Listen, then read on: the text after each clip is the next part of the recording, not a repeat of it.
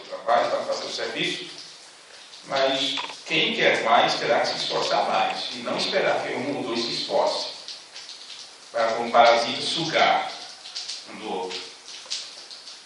Olha, em cada estudo que eu coloco, agora mesmo, essa tarde, coloquei na internet a última tradução que o irmão Diógenes mandou para mim. O dia do Senhor e o dia do Senhor, pregado por Filipe. Coloquei hoje no site. Sei se talvez daqui a um dia que vocês vão ter, mas já está no site. E no final eu coloco: você tem sido beneficiado por isto, por esses estudos, não quer você também nos ajudar? Se cada um ajudar um pouco, teremos mais disso à disposição. Eu sempre fico esperando para ver se alguém retorna. Com certeza as pessoas estão sendo beneficiadas. E eu não sei para que será esse benefício. Não sei para quem. Porque quando uma pessoa realmente é beneficiada com a verdade, ela fará de tudo para que essa verdade chegue a mais pessoas. E Jesus disse: dai de graça o que de graça recebeste. E chegamos em um tempo que você vai ter que pagar caro por algo para poder disponibilizar grátis para as pessoas. Será exigido de nós muito, muito mais hoje do que foi exigido para aqueles da primeira geração. Então, continuando aqui, observe. Discernimento do Espírito, no primeiro parágrafo. Sabendo certamente que no dia do julgamento nós seremos trazidos face a face com esta geração. E sendo ministros, nós seremos os juízes.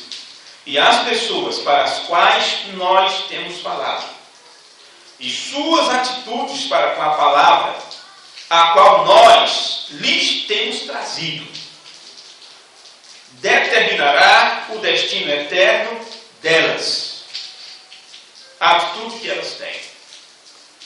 Ora, eu não sei quando eu vi os ensinos da mensagem, a doutrina da mensagem sendo exposta, o meu desejo foi trazer também para os irmãos, para as pessoas, para o meu país, porque eu sei que tem centenas e milhares de irmãos que não conheciam isto.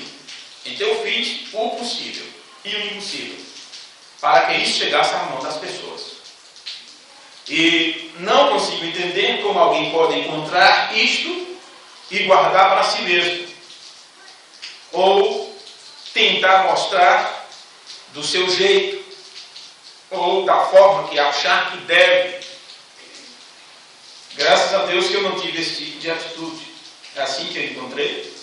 Procurei as fontes, procurei a forma correta de apresentar, me inteirei do necessário para poder apresentar para vocês sem nenhum medo, sem nenhum, como dizer assim, sem nenhum enxerto. E posso dizer isso de coração aberto, de mente aberta, que desde que eu encontrei a doutrina de Cristo, desde que eu encontrei a revelação desta mensagem e comecei a ensinar sobre isto, posso dizer que não tenho, não tive, não terei que mudar nada do que tenho ensinado, porque eu não tenho criado nada em cima disso, mas tenho procurado passar para as pessoas da mesma forma que chegou para mim, do mesmo jeito. Então seremos juízes. E a atitude das pessoas, suas atitudes para com a palavra, a qual nós lhes temos trazido, determinará o destino eterno delas. Portanto, Senhor, que Ele está orando, naquele dia nós seremos juízes, a favor ou contra a geração para a qual nós temos pregado. A favor ou contra, você será juiz. Agora, isto nós temos que pegar esse texto e depreender ele, analisá-lo. Porque aqui é para quem prega. E esses que pregam serão juízes. Agora, é interessante que Jesus disse que pegará pessoas do passado para confrontar com a geração presente. No caso de Jonas e a rainha de Sabá. Ele disse: a rainha de Sabá, ou a rainha do sul, se levantará no dia do julgamento para condenar esta geração. E como fará? E por que fará? ouviu falar sobre a manifestação de Deus, sobre o dom de Deus em atuação, e ela largou tudo, e ela não mediu esforço, e foi atrás para aprender com quem estava passando a boa instrução. E creu, e abraçou aquilo, e aceitou aquilo. E Jesus disse que ela se levantará no dia do julgamento para condenar esta geração. Então, são pessoas pegas lá no passado para julgar a geração presente, para condenar a geração presente. Mas aqui nós temos um outro quadro agora. Nós temos um outro quadro. Você que é do presente, você não poderá julgar aqueles lá do passado. Claro que sem nós eles não serão aperfeiçoados. Depende de nós. Nós não vamos impedi-los, ou ser um estouro para aqueles que já dormiram no Senhor. Mas a vida que você vive agora, com o conhecimento que você recebeu agora, você será juiz contra esta geração.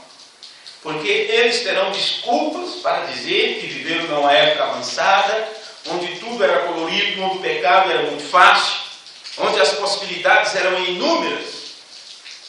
E, no entanto, Deus terá alguém da sua turma, do seu lado, do seu exército, e dirá: estes viveram na mesma época sua, e eles conseguiram. Vê? E eles foram exemplos, e eles foram testemunhos, e eles não me negaram, e eles não fizeram da graça uma desgraça, e eles não pisaram no testemunho, eles não pisaram no Filho de Deus. Vê? Por isso, aqui está.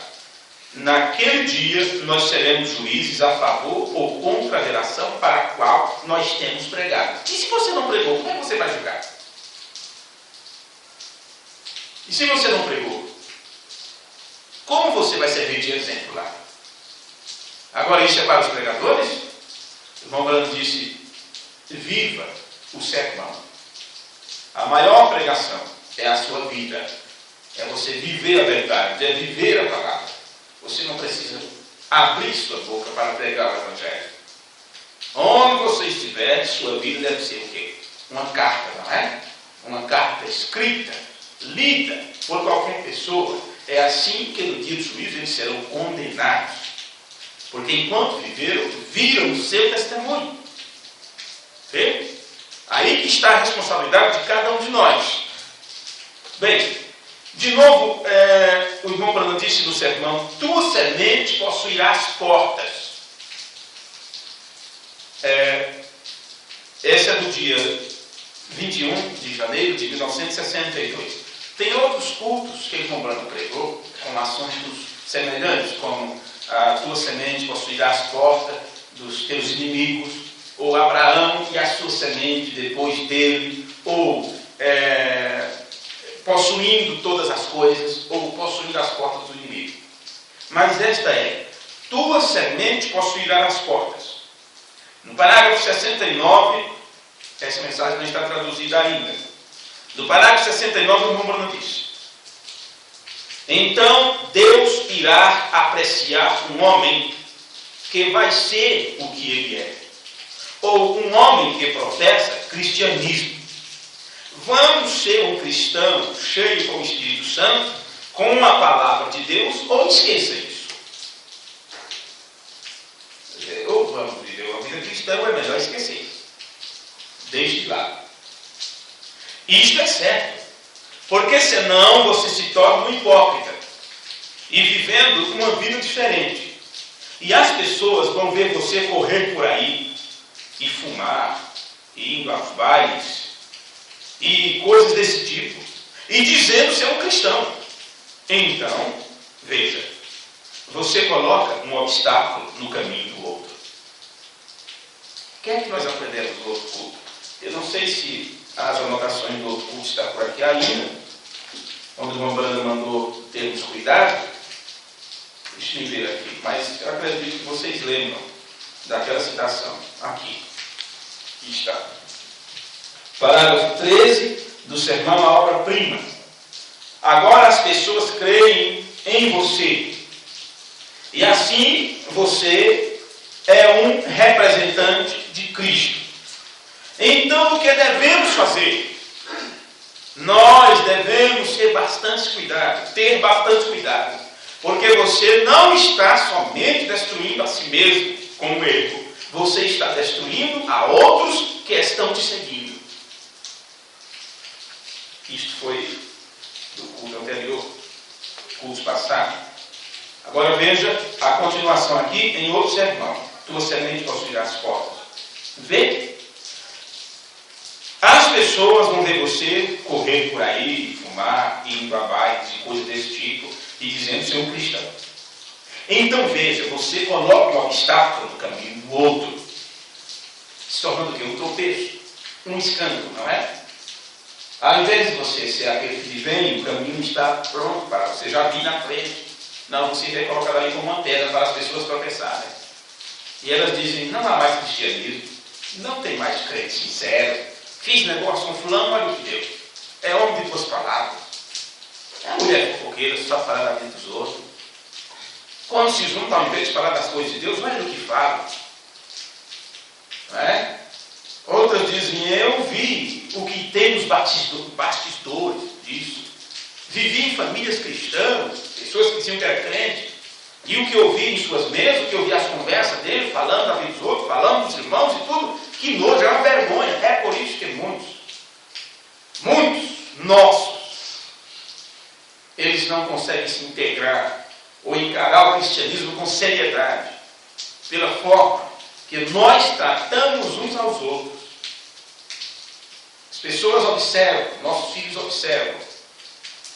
Então, eles encaram isso como se não fosse tão sério assim, porque o nosso comportamento, nossas atitudes não são sérias, não são pias, não são temerosas. Vê? Pois bem, você se torna um obstáculo, uma pedra de tropeço. Irmão Bruno continua. Vejo vocês, mulheres, às vezes, como cortam seu cabelo e vestindo esses vestidos curtos, olhando-se como uma winnie, aqui é uma expressão de lá que ele usa, que eu não sei qual seria a tradução para isso. Esfolados, olhando para baixo, algo assim, devia ser algum tipo de moda lá, que ele estava usando na época, que o irmão Branco estava condenando, fazendo esta. E vai afora na rua, andando com estes saltos tão altos, pisando pela rua. Isto é ser pentecostal? Em seguida, as outras igrejas dizem, eles alegam que tem algo que os outros não têm. Em outras palavras, e olha como vivem, e olha como são. Vê? Agora, irmão, isto que o irmão Bruno está denunciando é uma falta de vida nas pessoas, mesmo estando na igreja e dizendo ser crente. O irmão Bruno não estava condenando apenas as pessoas de fora, porque as pessoas de fora não creem, mas ele estava mostrando as atitudes das pessoas lá fora, mostrando que não eram as melhores atitudes, as melhores coisas, e mostrando que as pessoas dentro da igreja estavam pegando esses exemplos e tentando viver como as pessoas lá de fora, não é? Agora, eu acredito, a razão pela qual as pessoas tratam de ver quão perto podem andar na linha da fronteira, é porque elas não respeitam a Deus. É porque elas não respeitam a Deus. Isto para nós, deixa eu ver aqui, uma linha, uma trajetória, uma linha. Está aqui. Vamos fazer uma linha assim, né? E Deus diz, olha, esse é teu espaço. Tudo isso aqui você pode caminhar. Não foi o que ele disse para Abraão e Eva? Você pode fazer tudo. Mas aquela árvore, aquele tipo de fruto, aquele tipo de atitude, não é permitido. Não foi assim que Deus disse para ela? Então existe uma linha divisória. E por que será que fazemos de tudo? Temos todo outro espaço com Jesus, né? Temos todo esse espaço para andar com Jesus. O que a gente faz? Sempre está pisando bem aqui, na linha, andando para ver. E olha, quem anda na linha, o trem pega, não é? E você não escuta o barulho. Você não escuta o barulho, porque o barulho fica do trem para trás. É assim que muitos morrem. Começa a caminhar pela linha e tal, daqui a pouco o trem passou por cima. Quando você vem escutar o barulho, ele está em cima já. Porque você já está ouvindo o barulho lá dele para trás. Vê? Mas temos todo esse espaço para andar. O que é que eu faço?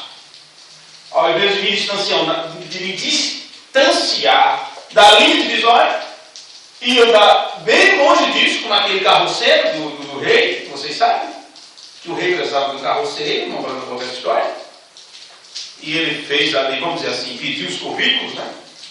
Quem era o melhor carroceiro? E um se apresentou e disse: olha, eu vou dizer uma coisa para o senhor, quando eu estou ali guiando a biga, né, aquela carroça puxando a cavalo e tal, eu sou tão bom nisso que se tem buraco, pedra, eu passo um milímetro ali, eu consigo passar no meio de obstáculo e ver o próximo. E você? Velhinho, o chapeuzinho de lá disse: meu rei, quando eu vejo um buraco, eu passo bem longe. Quando eu vejo uma pedra, eu olho e faço uma curva bem longe, nem que demora mais um pouco. Ele disse: é de você que eu preciso de alguém que tenha cuidado, alguém que tenha responsabilidade. Temos tudo isso para caminhar, mas queremos seguir bem aqui na linha da fronteira, na linha divisória. Não quer morrer? É pedir para se perder. É pedir para ser apanhado. Foi o que aconteceu com a irmã Nélis Santa. Vocês conhecem a história da dançarina que quis convertir? Daquela da qual Morando expulsou aquele demônio depois? Não é? Por que será que queremos andar mais aqui na linha? Passar para cá é terreno do inimigo. E por que não nos distanciarmos disso? Só tem uma resposta: falta de temor a Deus, falta de respeitar o que Deus fala. É por isso que quando a doutrina foi dito, quem não persevera, o que prevarica, esse não tem a Deus. Quem persevera tem a Deus. Mas aquele que prevarica não tem. Prevaricar, ou cometer faltas, ou pecados, se ele for, prevaricar, é quando se excede os limites.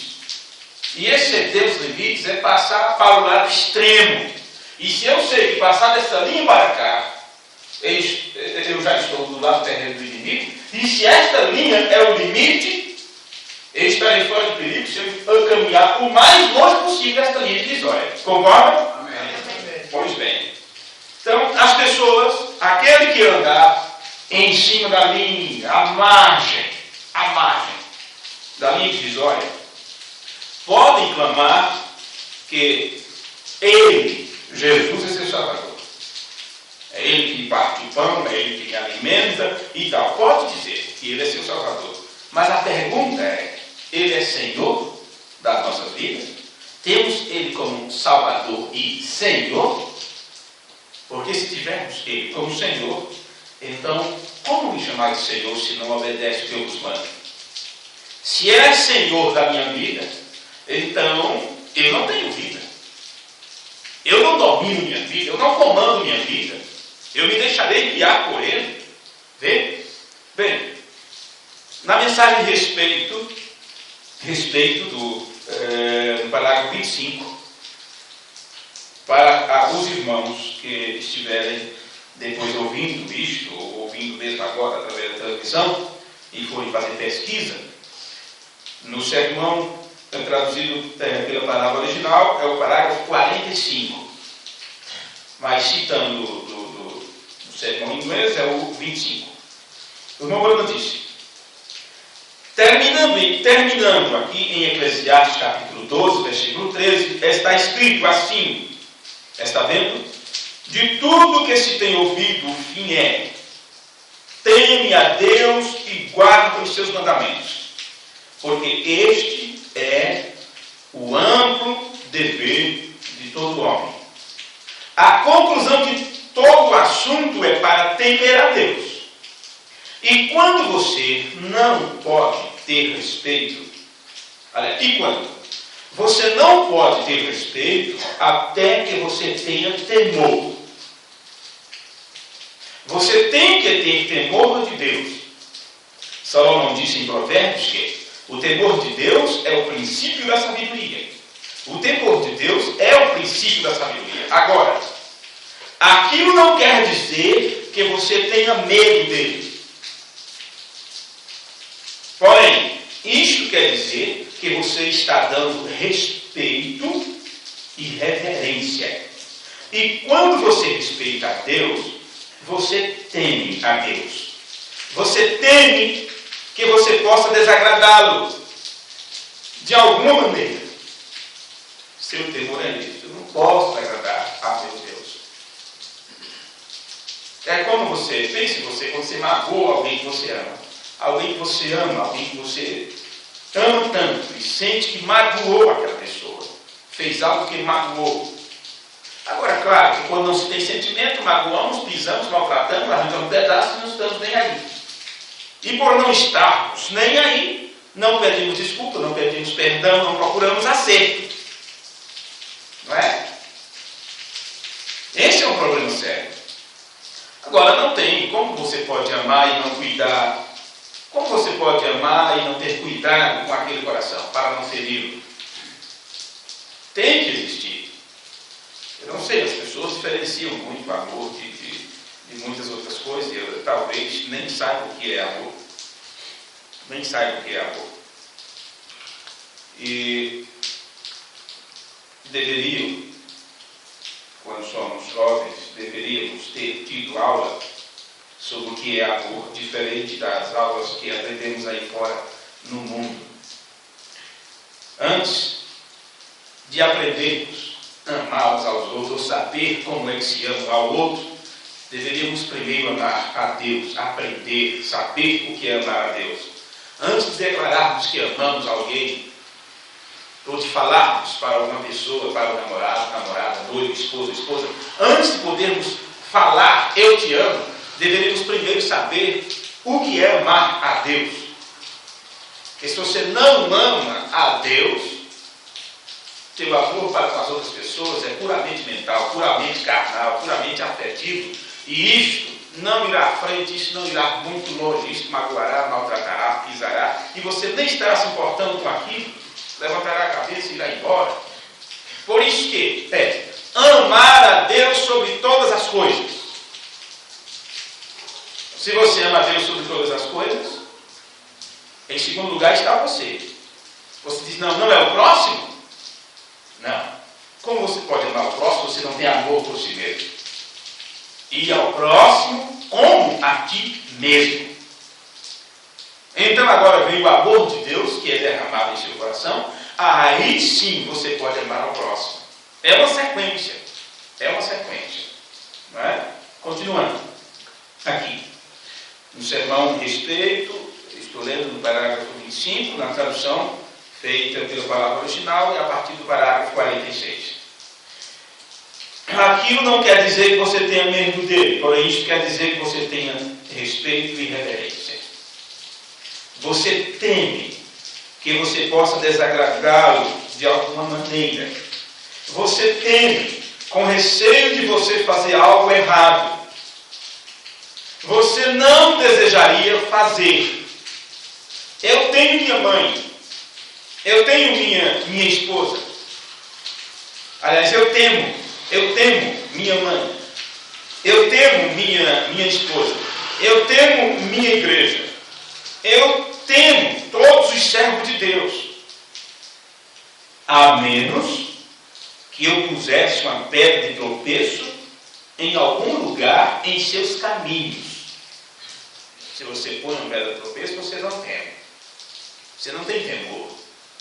Você não tem nenhum temor desagradável, de ferir, de magoar. Aí ele diz, eu temo as pessoas. Eu temo as pessoas da cidade. A menos que o Senhor fizesse algo errado, que eles fizessem pensar que eu não fosse um cristão. Então, quando você faz algo errado, a ponto das pessoas dizerem que você não é cristão, ele não está vivendo como cristão, ele não dá testemunho de cristão. você faz isto por falta de temor. Por falta de temor. Por não se importar destas pessoas não serem vivificadas pela vida de Deus, que foi concedida ao seu Filho, para que Ele concedesse com todo o poder isto a nós. E depois disso vocês agora se tornem portadores dessa vida. Aí você não se importa de ser um portador da vida. Aí vive qualquer classe de vida, e vive falando qualquer tipo de coisa. Aí você diz, mas por mais que eu me esforce, por mais que eu viva, por mais que eu ame, por mais que eu dê testemunho, as pessoas não ligam, não estão nem aí. O que te importa? Só você tem a ganhar com isso. O que te importa se depois de você fazer tudo ser considerado um servo inútil? O que te importa se você cumprir todos os teus mandamentos e ser aprisionado, morto, degolado? Os irmãos do passado gloriavam a Deus por terem esta oportunidade de sofrerem por testemunhar a verdade. Mambrando continua. Está vendo? Você tem, antes que você possa ter respeito, você tem que ter temor. E Deus exige isto. Ele exige respeito. Deus o faz. Ele exige isto. Interessante que essa mensagem de respeito, há anos atrás, ela foi usada só para fazer a igreja respeitar o pastor. Não é? Está lembrado dessa época? Quando isso era usado apenas para impor respeito à igreja pelo pastor? Eu com aquele medo, respeito. Isso pegou de tal forma. Isso pegou de tal forma que o pastor virou um bicho de 7 cabeças para as pessoas. Não é? Você tem, antes que você possa ter respeito, você tem que ter temor. E Deus exige isto. Ele exige respeito. Deus o faz. Ele exige isto. E o temor traz isto. E nós sabemos que o temor traz respeito. Amém? Amém. Agora observe, para podermos ir concluindo isto aqui. Eu não diria que devemos ter uma atitude como aqueles que se assentam ao redor e condenam a outros, porque eles não são ou não estão ainda tão comprometidos como você está, ou como você pensa que está. Quando você acha, ou pensa, ou acredita, temos que acreditar onde estamos e quem somos. Quando você acredita que está tão comprometido com o que é certo, com o que é verdadeiro, e depois se assentas apenas para condenar os outros que não têm aquele comprometimento que você tem, isso só mostra a sua própria falta de maturidade espiritual. Mas eu creio, eu acredito, que as pessoas não dão a Deus o seu melhor sem querer condenar os outros ou diminuir quem quer que seja. Mas incluindo a mim mesmo e a todos nós. Eu acredito que as pessoas não dão a Deus o seu melhor porque eles têm mais respeito por sua própria opinião, nos seus próprios confortos, nos seus próprios consolos, do que eles têm pela opinião de Deus e os desejos de Deus para com você. A opinião própria, a decisão própria, o pensamento próprio está à frente. E é por isso que elas não dão o seu melhor a Deus, ou não se esforçam mais para agradar a Deus, ou serem participantes do grande trabalho de Deus, da grande dispensação de Deus, do desenrolar do grande plano de Deus. Vamos tomar alguns exemplos rapidinho aqui, antes de concluir. Imagine uma coisa, já falamos disso tantas vezes. Quando você vem à casa de Deus, quando você vem para a igreja, como você vem? Você pega aqueles exemplos e depois poderá ampliar isso da forma que você pensar. Qual é a sua atitude acerca do vir à igreja? Você vem à igreja e entra pelas portas mastigando chiclete? Amém. Você vem mastigando chiclete para a igreja? Qual é a sua atitude? Você quer mastigar? Mastigaria você algumas pastilhas elásticas, né? Para lá e para cá? Se você fosse convidado para ir à mansão do governador, como você se vestiria? Que traje você colocaria se te fosse pedido para ter um encontro com o governador, com o presidente? Você se vestiria da forma mais casual possível, com a roupa com a qual você cuida da pia, do tanque, com a roupa com a qual você trabalha? Ou será que você vestiria o seu melhor? Às vezes nos vestimos melhor para ir no enterro do que quando viemos para a igreja. Não é? Porque sabemos que ali vai ter mais gente, mais pessoas. Então veja bem como está sendo a atitude. Será que você vestiria o seu melhor ou não para ir para um lugar assim? Agora, quando nós viemos à igreja, nós temos uma oportunidade para entrar na presença do Rei dos Reis e Senhor dos Senhores. Veja que chance você tem. Quando somos convidados para estar na casa de Deus, estamos entrando em um ambiente, em uma atmosfera, em um local, onde sabemos que Deus se manifesta a nós e se revela a nós e nos instrui e nos ensina. De que forma então temos que vir? Por que será que nós pensamos que Deus não olha para o esforço que nós fazemos para chegar aqui? Ou você acha que Deus não observa o esforço? Quem sai ganhando mais ao vir à igreja? Eu que moro a 10 passos, ou vocês que vêm a alguns quilômetros? Quem está fazendo mais esforço? Quem está se esforçando mais? Quem está demonstrando mais fé? Porque talvez se eu morasse na mesma distância que vocês moram, eu não viria o tanto que vocês veem. Vê? Pense nisso. Deus observa, Deus olha, Deus nota o esforço que nós fazemos para vir e estar aqui. Agora, é muito gostoso o que Malaquias diz. Vamos ler um pouquinho aqui no livro de Malaquias, no capítulo 1, sobre o tema de como os sacerdotes vieram e apresentaram os seus dons a Deus. E quem sabe concluiremos por aqui já, porque eu creio que a gravação já está para encerrar. Eu gostaria de pregar dentro do espaço que coubesse dentro do vídeo, mas se não der, os irmãos que ouvirem depois, pense que já estamos chegando então na conclusão do culto de hoje. Malaquias 1,6 diz: o filho honra o pai.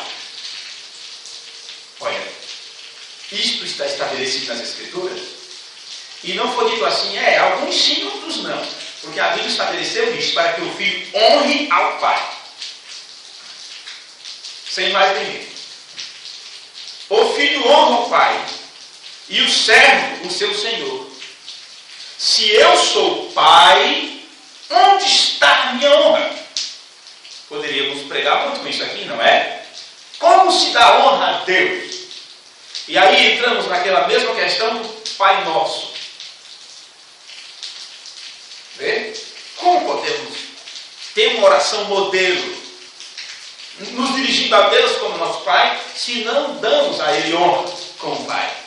Se eu sou Pai, onde está a minha honra? Se eu sou o Senhor, onde está o meu temor? Diz o Senhor dos Exércitos: a vós, os sacerdotes, que desprezais o meu nome, e vós dizeis: em quem nós temos desprezado o teu nome? Em outras palavras, tanto faz, está bom como estamos fazendo. Ofereceis sobre o meu altar pão imundo. Um pão imundo, um pão bolorento. O pão é a palavra, imagina. O que seria o contrário? O que seria apresentar um pão saudável, ou o alimento espiritual em seu devido tempo. O fruto em sua época. Já aprendemos tudo isso aqui. Ofereceis sobre o meu altar pão imundo e dizeis: em que te havemos profanado? Chegam a chamar Deus de mentiroso, dizendo que Deus não disse, dando testemunho que Deus não deu. Deus disse: este é meu filho amado.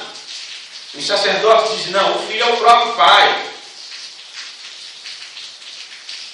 Nisto que dizeis, a mesa do Senhor é desprezível. Por quê? Quando ofereceis animal cego para o sacrifício, isto não é mal, o animal, ovelha. E aí você encontra rebanhos de ovelhas sendo oferecidas em sacrifício, vidas de sacrifício, de milhares e centenas de ovelhas, de liderados, de servidores, mas cegos, sem enxergar a verdade, porque estão sendo guiados também por cegos. Isto não é mal. E quando ofereceis o coxo ou o enfermo, porque não recebeu a cura, não recebeu o sol, o brilho do sol da justiça que traz salvação sobre as suas asas, como está no livro de Malaquias. E quando ofereceis o coxo ou o enfermo, isto não é mal. Ora, apresenta-o ao teu governador. Porventura terá ele agrado em ti? Ou aceitará ele a tua pessoa? Quer dizer, para o povo lá fora, fazemos muito mais. Para o povo de fora, cuidamos mais. Para os de casa, nem tanto. Tratamos o vizinho bem, com bom dia, oi, como vai? Para a esposa, vai levantar não, né? Né? Pega aí o exemplo que você quiser pegar. Diz o Senhor dos Exércitos: agora, pois, eu suplico, peça a Deus que Ele seja misericordioso convosco. Amém. Isto veio das vossas mãos, aceitará Ele a vossa pessoa? Diz o Senhor dos Exércitos: quem há também entre vós que feche as portas por nada, e não acenda debalde fogo do meu altar? Eu não tenho prazer em vós, diz o Senhor dos Exércitos, nem aceitarei a oferta da vossa mão. Dessa forma, não. Sem lavar as mãos, não. Você vai colocar Eliú dentro de si mesmo, né? O que aprendemos na primeira parte. Vê? Então, mesmo assim, colocando de pé nessa hora, para concluirmos e orarmos, temos então muitas igrejas ainda hoje que vai abrir os seus púlpitos para quase todos, menos para aqueles que ensinam a verdade. Debalde acendendo fogo do altar em vão, oferecendo pão imundo, pão bolorento, manjar apodrecido já. Vê? Então, eles aceitarão qualquer um em seus púlpitos, menos quem esteja ensinando a verdade. E assim você vê que a sua atitude faz muita diferença diante de Deus. Muita diferença. É o que faz a diferença diante de Deus, é sua atitude, melhor dizendo. E agradecendo a presença de cada um de vocês nessa noite chuvosa e fria, agradecendo o apoio dos irmãos que à distância estão sempre em oração por nós e que sempre nos prestigiam, assistindo, ouvindo, acompanhando, lendo. Não é? Eu quero terminar com as palavras do mensageiro de Deus para o tempo do fim, o reverendo William Marco Branco, no sermão Desde Aquele Tempo, parágrafo 24. O que quer que seja sua atitude para Deus, sela seu destino eterno. Oremos. Deus Pai, soberano Senhor, no nome de Jesus Cristo, teu amado Filho, estamos agradecidos a Ti por o Senhor ter tido cuidado de nós e por nos alertar sobre estas coisas. Pedimos misericórdia, meu Deus, nesse instante, como disse Malaquias. Agora, pois, eu suplico, peça a Deus, estamos pedindo, Senhor, que Ele seja misericordioso conosco, que Ele seja misericordioso com cada um de nós, Perdoa-nos, Senhor, e que possamos estar diante de Ti com nossas vidas a cada dia sendo limpas e purificadas com o brilho da Tua face, com a brilhantez de Tua presença sobre nós, para que assim nosso sacrifício seja aceito por Ti e que a vida eterna zore a própria vida de Deus, aquela vida que flui do trono de Deus e do Cordeiro, possa também fluir de nós para as outras pessoas. E como receptáculo sagrado, possamos, ó Deus, vivenciar isto em nossas próprias vidas e que a cada dia possamos alcançar mais um degrau na estatura completa do varão perfeito, Cristo Jesus, nosso Senhor. Neste nome amoroso de Jesus Cristo, oramos e te pedimos. Amém. Deus nos abençoe. Deus nos guarde. Até o próximo culto. Aliás, amanhã à noite, se o Senhor nos permitir, estaremos na cidade de Jundiaí para mais um culto da presença de Deus. Muito obrigado e tenham uma boa noite de descanso no nome de Jesus Cristo. Amém.